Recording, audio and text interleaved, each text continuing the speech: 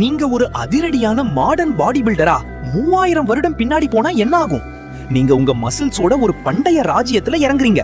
அங்க இருக்க மக்கள் உங்களை பார்த்ததும் ஏதோ பெரிய அசுரன் இல்லனா கடவுள்னு பயந்து ஓடுறாங்க.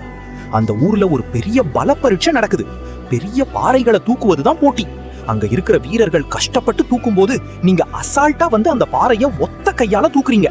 மக்கள் உங்களை மகாபலின்னு கூப்பிட ஆரம்பிக்கிறாங்க. நீங்க இப்போ உங்க பிசினஸ் மூளையை யூஸ் பண்றீங்க. அங்க ஒரு ஏன்ஷியன்ட் ஜிம் ஆரம்பிக்கிறீங்க. மரக்கட்டைகளை வச்சு டம்பல் செய்ய கத்து தரீங்க. ஒரு மாசம் பயிற்சிக்கு ஒரு ஆட்டுக்குட்டி அல்லது ஒரு தங்க காசுன்னு ஃபீஸ் வசூல் பண்றீங்க.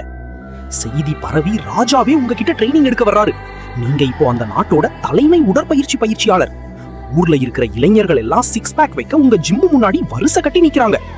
ஆனா ஒரு நிமிஷம் யோசிச்சு பாருங்க, உங்ககிட்ட இருக்கிற புரோட்டீன் பவுடர் அல்லது சப்ளிமெண்ட்ஸ் தீர்ந்து போயிட்டா என்ன பண்ணுவீங்க? திரும்பவும் பழைய மாதிரி வெறும் பழைய சோத்தையும் கஞ்சியையும் குடிச்சுதான் மசில்ஸை மெயின்டைன் பண்ணணும்.